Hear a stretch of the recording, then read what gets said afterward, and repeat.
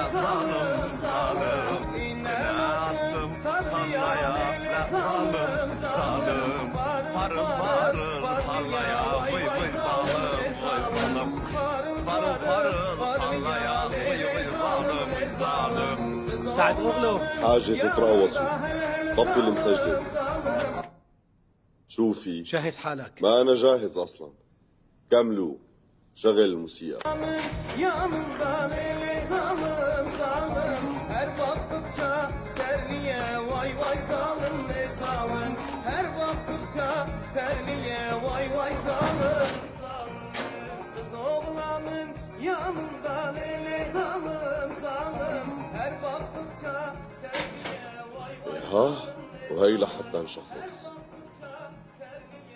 افتح يا غالي بدنا نطلع من هون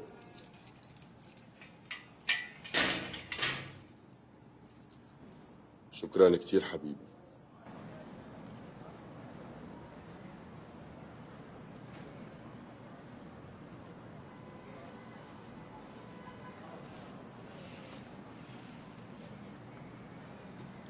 انت منيح سليم؟ اه حاسك مو على بعضها. لا ما فيني شيء، انت ما تحط ببالك. فيني اطلب منك طلب صغير؟ شو هو؟ بدي تروح لعند معصوم. لوين؟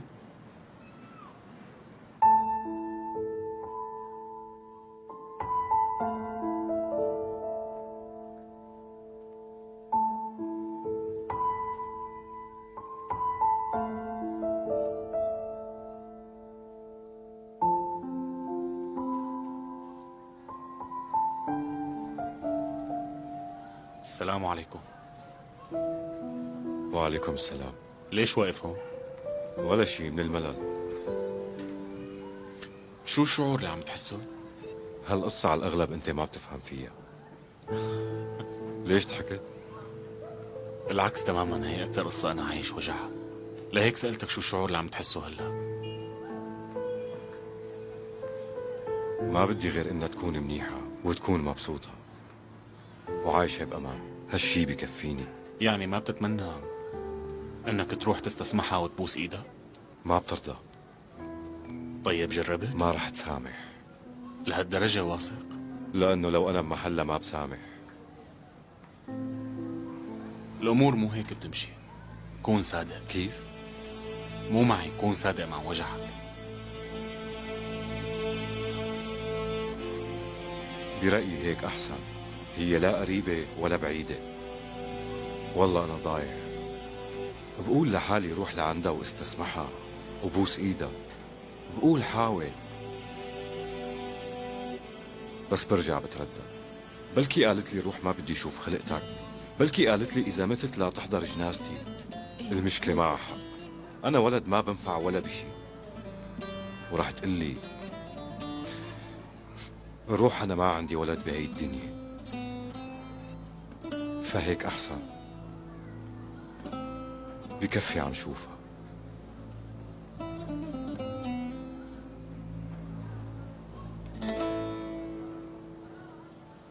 اجيت لحتى تتفرج على وجعي ولا بدك شي تاني؟ يمان بده منك شغلة ضرورية.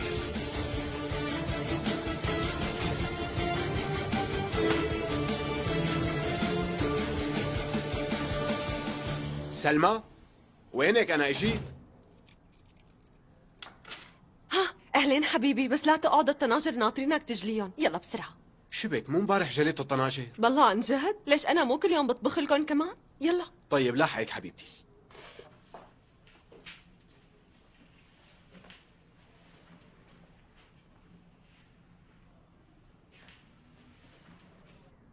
اخ منك يا يمان.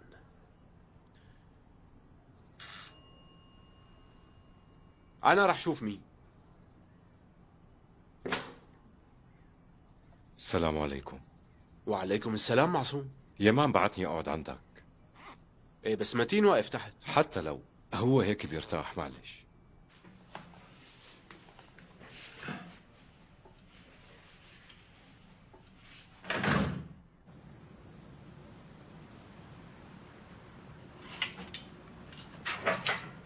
يعطيك العافية حبيبي. الله يعافيك.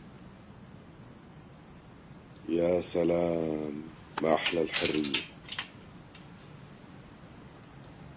أخي ها رجعنا لتقل دمه. وقف أخي حبيبي، مجد، شو هاد؟ ورد أصفر. هذا بيرمز للأخوة والصداقة يلي مستحيل إنها تنتهي. كيف؟ عدلي. رمز للصداقة. دورت على معاني الألوان. ما رح تاخذهم أخي؟ طبعا لا مجد، شو هالتفاهة هي؟ ناقصك أنا؟ وين الباقي؟ ما حدا إجا أخي. معلوم. ليش مين أنا؟ بعدين الشباب ما عاد فرقت معهم إذا طلعت أو لا. طالع فايت طالع فايت طالع فايت، تعودوا على لا أخي، هالحالة. هدول بيضلوا إخواتك. بلا إيش هن زعلوا وقت فتت لحتى يفرحوا بطلعتي؟ أنا والله زعلت عليك وانبسطت بطلعتك. زعلت علي ولا؟ هات هالوردات. اوه ريحتهم كتير حلوة. إيه حبيتهم أخي؟ ايه حبيتهم. شو قلت لي؟ رمز لشو؟ هن رمز للأخوة والصداقة ويمكن للتعاون.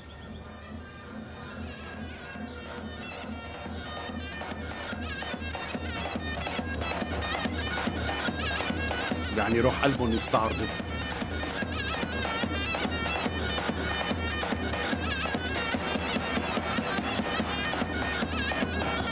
هالولد هيك حركاته.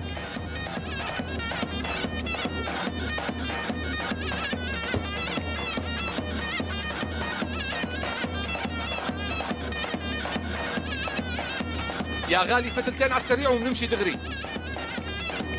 الحمد لله على السلامة، نورت يا ابن أبي. خلي لي اياك يا حبيب اخوي.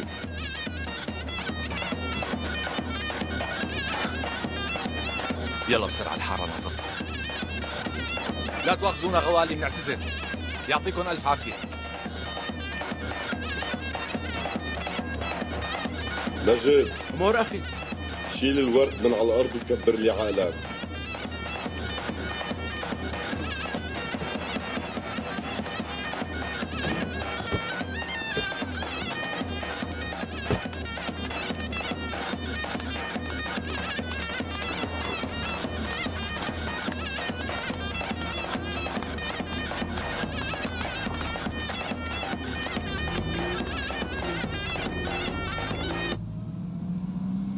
ايه ليش اجيت لحالك؟ شو ما بكفي يعني؟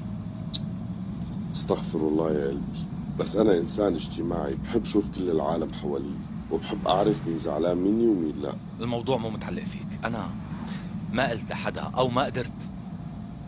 مو انا المشكلة لأول مرة. ما دام خلصت المشاكل القديمة شو في هلا؟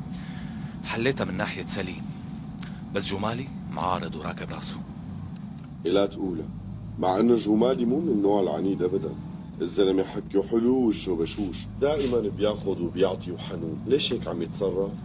بشرفك لا تتمسخر صالح، هاي المرة الوضع غير. يعني أنا رح شق حالي وعم ترجاه يسمعني وما عم يرضى. إيه مالك مضطر بلا ما يسمعك؟ والله عن جد فرد مرة بعتبره مو أخي ولا بعرفه. يا الله منك، انا هيك قلت لك؟ عن جد يا الله منك، هذا اللي فهمته يا مان. ها؟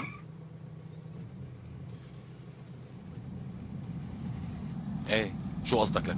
بقصد لا تحكي مع جمالي وقت تكون بدك تقنعه بشي، لانه ما بيحب الحكي. مثل هي الفقمة اللي بتطلع اصوات غريبة كتير. مجد انت كنت تعرف تقلدها. ايه قلد لكم اياها. لا بلا ما تسرعنا.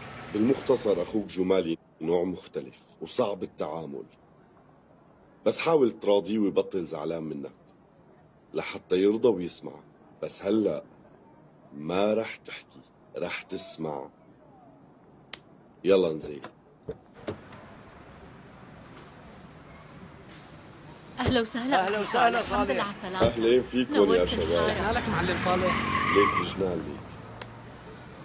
هي مشكلته انه متهور، واذا بده شي بده اياه يصير فورا. رايح لعنده يحاكيه. الله يسلمك. حرام عليك. تسلموا. سلام والله لك شكرا وحشة. شكرا. لكم. الله يسلمكم. على راسي.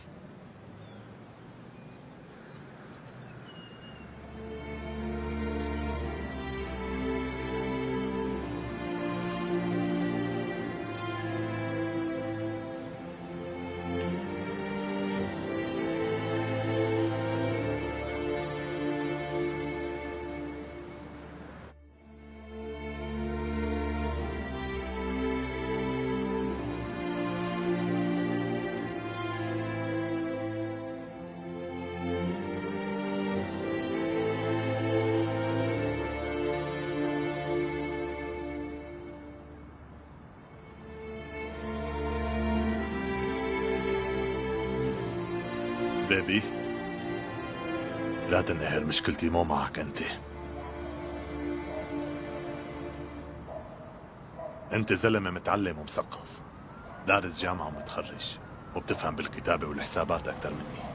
أما أنا ما بستوعب كل هاد، يعني عقلي صغير وأسلوبي غير أسلوبك. استغفر الله، محشوم اخي. لا تقول هيك. انت عملت الشيء الصح، ما قتلت تشاتاي بس انحبس، ما قتلته لحتى ما تولع الحرب. بس نحن ما بنفهم بهالاسلوب. الحياة هي إلن مال وأملاك وبيوت وشغل واسم وشهرة وكل شيء عندن، لك الزلمة عايش بقصر خيالي وما بتعرف شو سلالة عيلته. بس أنا ما عم بقدر سامح. ولا انا يا اخي، بس لا، مو هيك بقصد. شاتاي ما دخلوا، أنا ما رح أقدر سامح حالي بيبي. ليش انت شو ذنبك اخي؟ يا ماكو جوفالي، أنا خليتهم يقتلوا الولد. شاتاي اللي قتله يعني؟ لا، مو هو المسبب، بس بالحقيقة فعليا اللي قتله للولد مرتي سمارة، هي اللي عملت هيك كرمالي. ضحت بالولد لتحميني، ضحت بابنها لتحميني. بس والله العظيم ما كنت بعرف. لو كنت بعرف كنت قوصت حالي ولا بخليها تعمل هيك وتأذي ابني. أنا ما كنت متخيل إنه حبها لإلي رح يكون أكبر من حبها لابنها. كيف قدرت تعمل هيك؟ هذا الولد كان حلمها من زمان، بس ما هنوها وخلوها تقتله.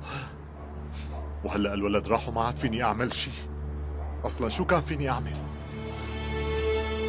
اخي يعني بفهم لا منك. تحكي شيء، ما في شيء ينقال أصلا. بس الأهم أنا ماني زعلان منك. أنت ما دخلك. دخلك شو رح يتغير إذا هديت الدنيا على تشاتاي ولا ما هديتها؟ يعني إذا هلأ قتلت تشاتاي ابني رح يرجع شيء؟ لا، بس ليك رح أقتل هالزلمة. أنا وعده وعيب ما أوفي، مع أنه بعرف ابني ما رح يرجع ومرتي ما رح ترجع لصحتها. تعرف شو متمني؟ بس تطلع فيني على القليلة لحس إني موجود. اوكي، بتطلع.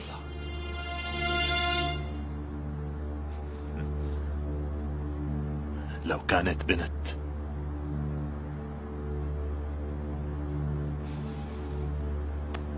كنت حملت بنتي ورحت راسي مرفوع على قبر أبوك وقلت له بابا ليك جو مالك وجوفالي اللي قلت إنه ما بينفع لشي ولا رح يجي ولاد. شوف، أو أقول لك بلاها، ما بينحكى مع أبي هيك. كنت حملت بنتي ورحت لحتى زور قبر أبي.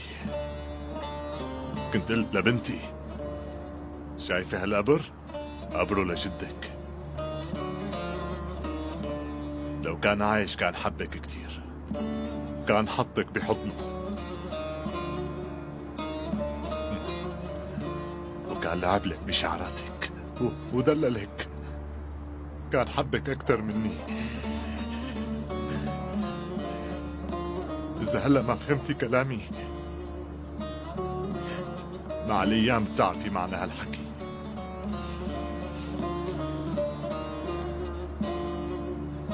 بيبي، صحيح انت شايفني واقف ومتمالك اعصابي، بس من جوا عم بحترق يا اخي. اقسم بالله اشتقت له لابي.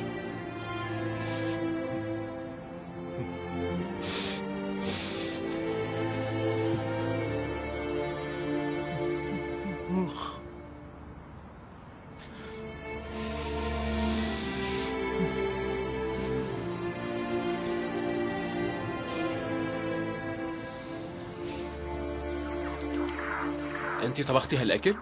ايه. قولي لي شو طبختي يا حلوه؟ اوه ماهر، وطي صوت اللعبه شوي يا روحي. شو بك بابا؟ بكفي لعب بقى. ماهر، يلا ماما قوم فرشي اسنانك ونام. يلا لشوف وجيب اختك معك. يلا عنوم يلا، هالمرة الأوامر من أمك. يلا. هاتي ايدك.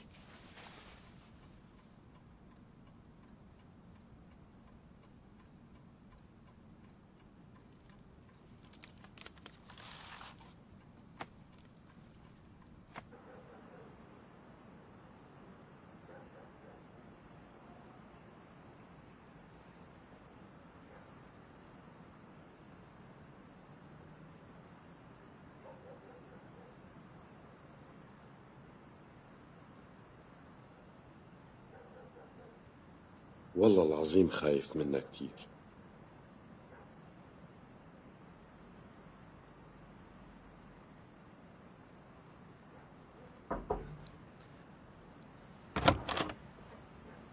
وقفي وقفي، لا تنفعلي وتبلشي تعصبي وتعيطي. بعرف شو رح تقولي.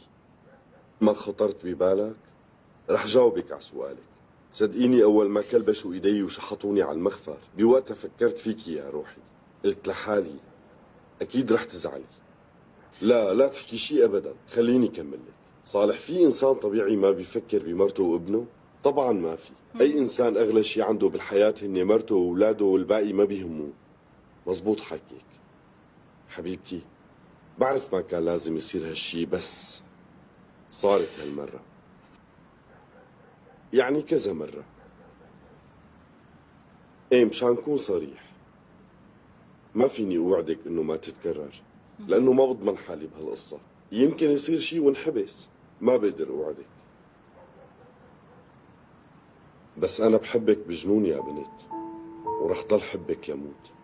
ليكي هي بقدر اوعدك فيها، انه حبك لاخر نفس بصدري. بس يا ترى وين رح اخذ اخر نفس لإلي ما حدا بيعرف اذا انا جوا السجن ولا براته، مالي واسط. خلصت ولا لا؟ خلصت. المرة الجاية قلي قبل ما ياخدوك. شو بتخسر إذا اجيت وقلت لي؟ يعني قلي بعرف إنك رح تتفاجئي، بس أنا رح أرجع انحبس كم شهر، إيه؟ وأنا بحضر لك تياب وبركض وراك فيهم على المخفر. وكمان في عندك خيار تاني، تعالوا قلي حبيبتي أنا رايح أول زلمة هلا، بتلاقيني سبقتك على المخفر وقلت لهم أنا هيك عملت. هلا بعد شوي رح يجي زلمة حوالين عيونه أحمر، لا تصدقوا شو ما قال، هو عم يعترف بالشيء اللي أنا عملته. يعني بساعدك وبنحبس عنك. مو في حبس للنسوان كمان؟ بغسل لهم وبمسح لهم، بعمل لهم أكل وبغلي لهم شاي، بقعد بعيش حياة هادية. وأنت تقعد بتقلب وشك مثل البومة وبتتحسر على غيابي.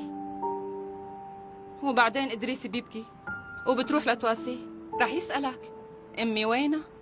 بتقول له ماما عندها شغل ما بتطول فترة وبترجع لنا، وبتحاول تحبس دموعك مشان ما ينتبه عليك. مزبوط، بعرف إنه هي حياتك، وقت قبلت فيك عرفت إنه في هي الحالة. بس لا تواخذني حضرتك، زودتها كتير وما عاد فيني اتحملك اكثر من هيك. مو معقول، انا كمان عندي طاقة. خلصتي ما؟ خلصت. اشتقت لك.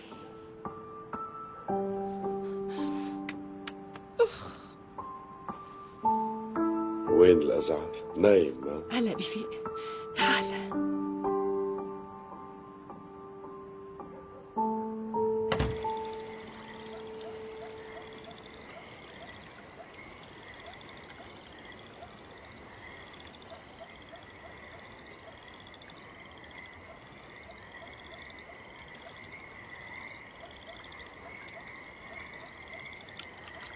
فريرو جاكو فريرو جاكو اسمعوا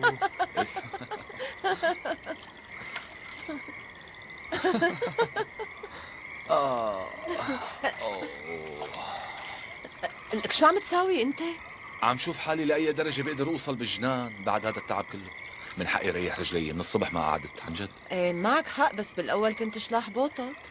طيب قلك سري ضل بيناتنا؟ ما عاد ينشلح على قد ما ورمانين رجلي. حاسه فيك. يعني اقل شيء انهم يورموا. شو بدي أعمل؟ هذا هو شغلنا. بلاها لهالسيرة هلا، قلي لي كيفك انت؟ منيحة؟ كيف رفيقنا الصغير؟ منيح. أزعر. بس كأنه أنت ما خبرتي حدا، ما هيك؟ ما حكيت لأنه شفت حالة سمارة منهارة، كتير مقهورة عليها. يمان، شو يلي صار معها؟ كيف روحت الولد؟ ما سألتهم. الموضوع صعب وبيقهر. هلا أنت بهذا الوقت مو لازم تتوحمي؟ بدك جيب لك شي نجاصة أو تفاحة من عنا؟ وش السحارة؟ تنقيهم منزوعين يعني. لك هدول بيكونوا مستويين وطيبين، لسه بتقولي منزوعين شبك؟ وإذا أنا بجلالة قدري قشرتهم؟ طيب باكل. موافقة؟ موافقة. اعمل هيك.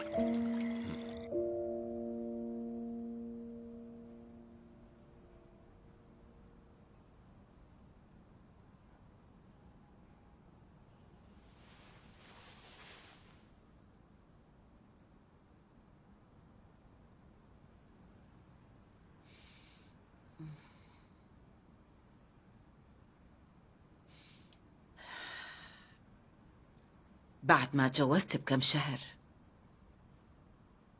فجأة بنص الليل صار يندق باب البيت بقوة. طلعت لقيت منذر كان مرعوب وعم ينادي سلطانة افتحي سلطانة افتحي بأعلى صوته. بوقتها سلطانة ما كانت مثل هلأ، عمري 18 سنة، يعني من عمر باولا تقريبا صغيرة. قمت فتحت الباب، طلع عمك متصاوب. كيف طلعت من البيت، كيف رحنا على المشفى، ما بتذكر شي بنوب. كنت رايحة زور جوزي، أقعد جنبه وأدعي له يتعافى. بس بتذكر لما صحيت وفتحت عيوني لقيت معلقين لي سيروم وفوق راسي واقف الدكتور. بس ما فتحت أمه بكلمة. ما قال لي راح الولد اللي ببطنك، ضل ساكت. أنا لحالي عرفت. حطيت إيدي على بطني وتوجعت. طلعت بالدكتور، قام عمل لي هيك.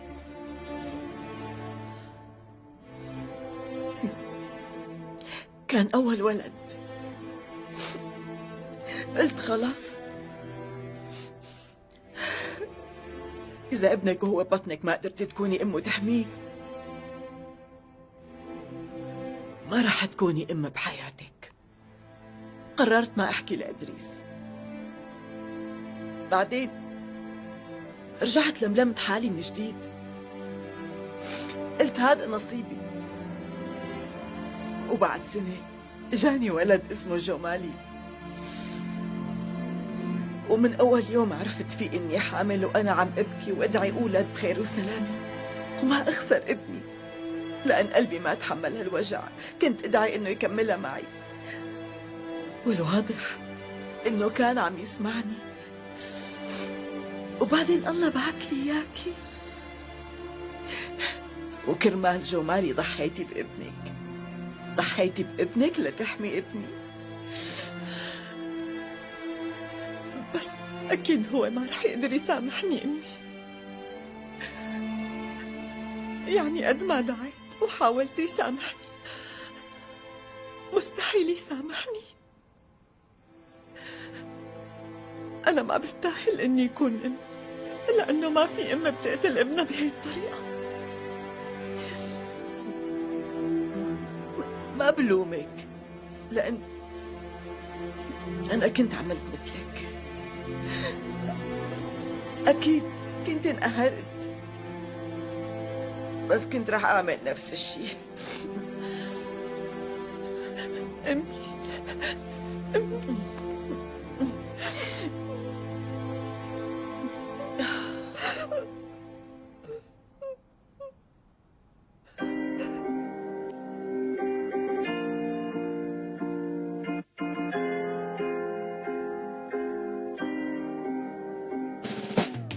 Kurumuş boğazım, bekliyorlar yol ağzım. sırtında onlar. Bir gün beni sorarlarsa susacağım.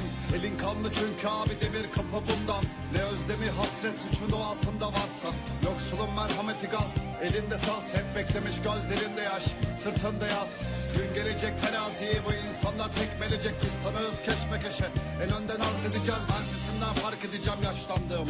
Ya da her şarkıya veda niyetiyle yazdığımdan. Sana çirkin ağızlarından aşklarından geri kırıntılar kalacak. Ve bu yalnız olacak. Senin yandığından daha fazla yanan insanlara duymuyorsan eğer nasıl olacağız arkadaş? Böyle avuç kadar üstümüzde borcu kalır ve iyimser bir gül açar parklara.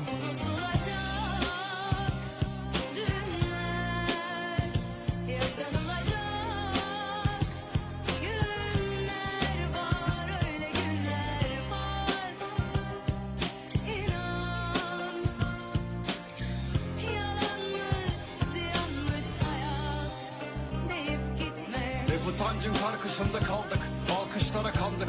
Öyle yorgun öyle beter sabahlara kalktık. Bir hayalim gözlerinde saklı.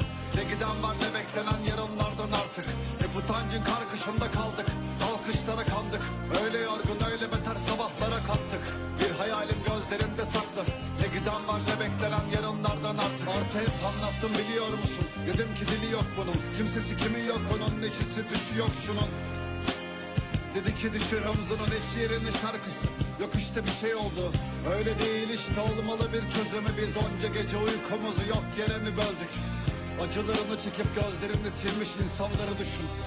Paramparça düşün.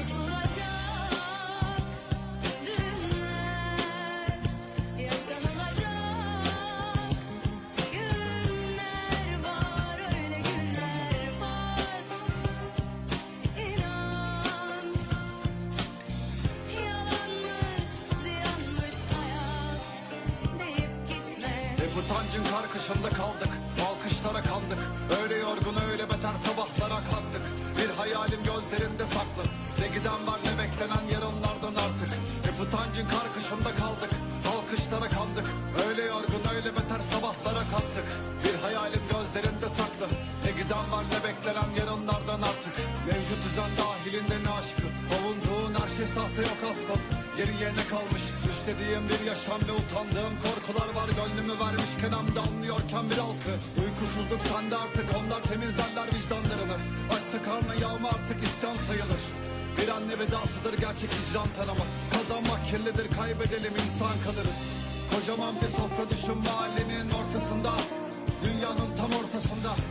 Güneşler büyütür üstümüzde, sonra kalır burjuva düşlerin yalanlardan arda. İyi söz yazarlarının ne kadar hükmü kaldı. Ben sana bu çiçekleri mezarlıktan çaldım. Çok uluslu yalnızlıkların yanında uzandım ve gökyüzü çok yıldızlı.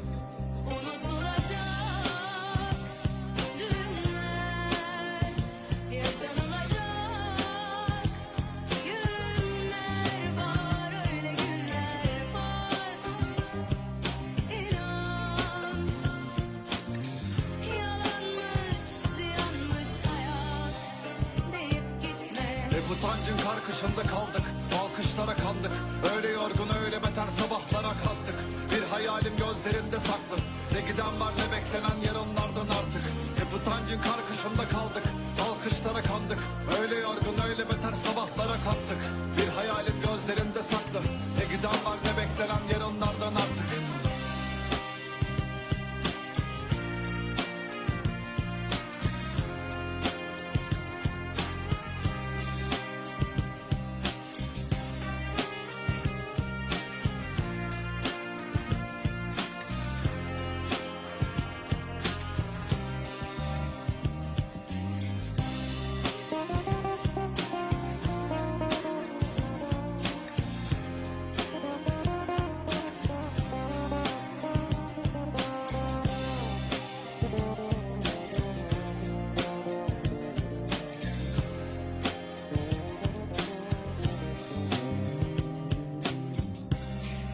ايه بتحب تشرب قهوة؟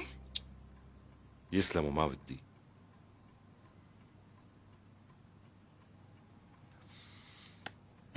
كأنه صار وقت النوم هلأ ما هيك؟ ايه صح. يعني أنت ما في عندك عيلة أخي؟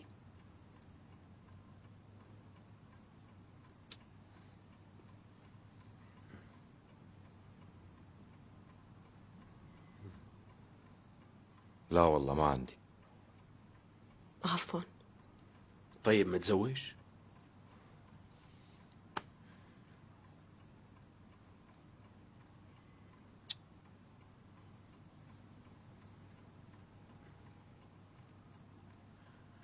عندك ام واب؟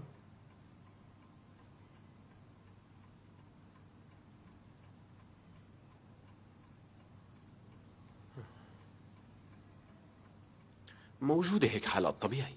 ايه عادي. عن اذنك.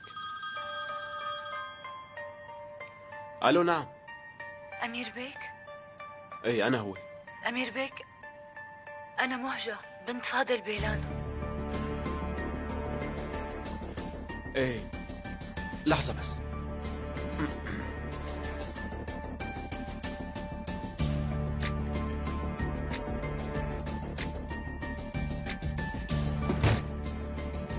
تفضل احكي لي شو صاير.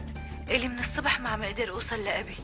وانا كمان ما عم بيرد على تليفوناتي بالمرة. جنكيز بعت وراه ومن وقتها ما عاد وصلنا له، وأنا اتصلت لحتى تساعدني أمير بيك. كيف يعني؟ أنا بعرف إنك بتعرف كل شي صار، لأن بابا من فترة قال لي أنا خايف عليكم كتير، وعطاني رقم تليفونك مشان إذا صار هيك موقف. كمان عطاني ملف لإله بقلبه وثائق ووراق مهمين وخطيرين كتير، بس ما بعرف شو هن بالضبط، وأمني وصل لك إياه وقال لي خبرك وأنت بتعرف شو لازم تعمل. يا الله. طيب ما في شي طريقة لحتى توصلي لي اياهم لعندي؟ ما بقدر خاطر بحياتي. طيب شو الحل؟ رح ابعت لك عنوان مكان آمن بنقدر نلتقى فيه ونحكي، بترجاك ساعدني. انت بتعرف عمي جنكيز وعقله، وانا رح جن من خوفي على ابي.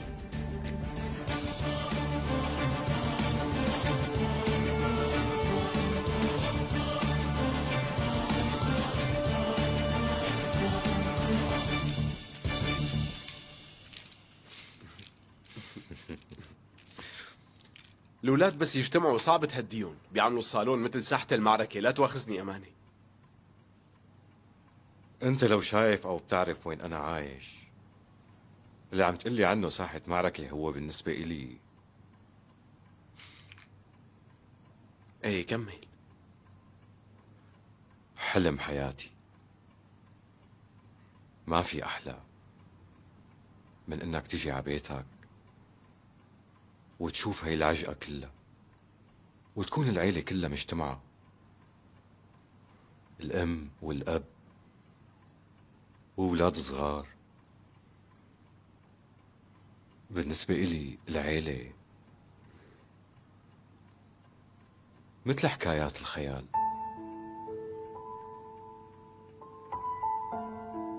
لا العيلة مو شي مستحيل. مزبوط، بس لو كان عندك نفس ماضية رح تكون مستحيلة.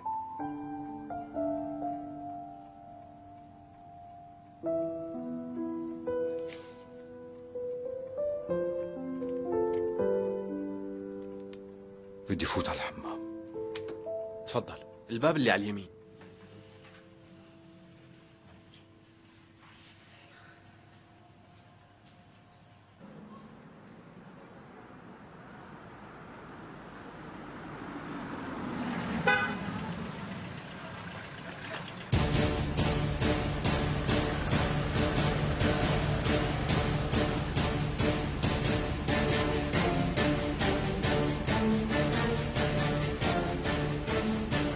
لك متين؟ وين راح؟ الحق اركض.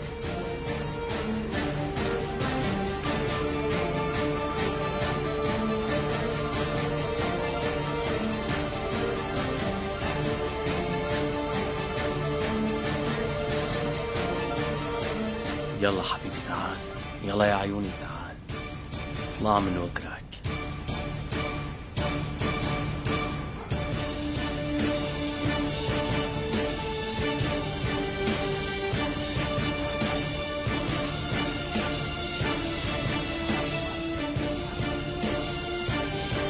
متين انت روح من هي الجهة. يلا تاكسي تاكسي. توصل بالسلامة.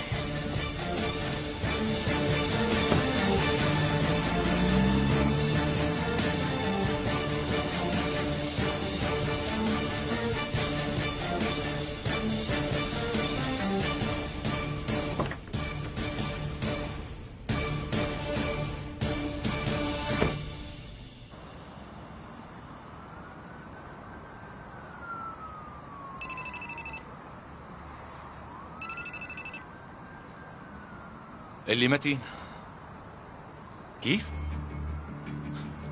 شو عم تقول؟ لك كل واحد فيكم قد اللوح، خدعكم وطلع.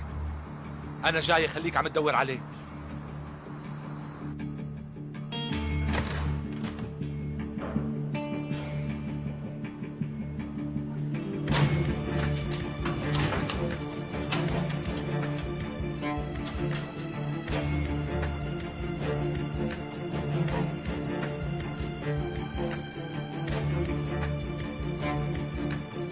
أمير بيك، أمير بيك منيح إنك إجيت. موجة خانو؟ إيه أنا. شكرا لأنك إجيت. يعني لو متأخر شوي كنا رح نطق من الملل.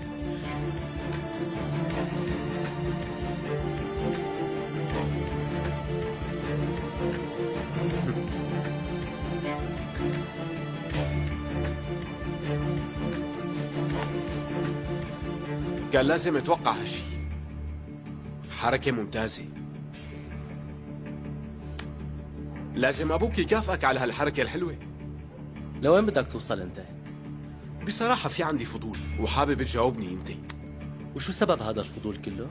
يعني خلينا نقول شغف المهنة هو الدافع الأساسي. شو هو السؤال؟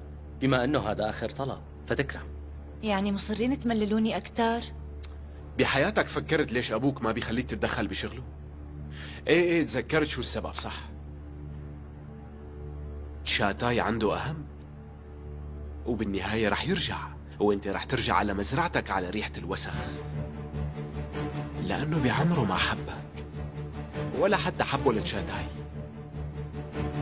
لك انتو كلكم بعمركم ما حبيتوا بعضكم، لأنه معنى العيلة الحقيقي ما بتعرفوا عنه شي بنوم. إذا بدكم تعرفوا معنى العيلة وتتعلموا شو يعني أهل، روحوا على شكور. هنيك في عيلة اسمها الكوجوفالية، بيعلموكم شو يعني العيلة والمحبة، وبيعلموكم كمان شو هو مفهوم التضحية الحقيقية، وشو ممكن يعمل الواحد كرمال اللي بيحبهم. بس من هون لوقتها خليكن غرقانين بحقدكن اللي ما بينتهي، وخليك عم تحاول تثبت نفسك لأبوك. بيقول لك اركض بتركض، جنكيز بيقول وقف بتوقف. شو بتشبه الكلب يا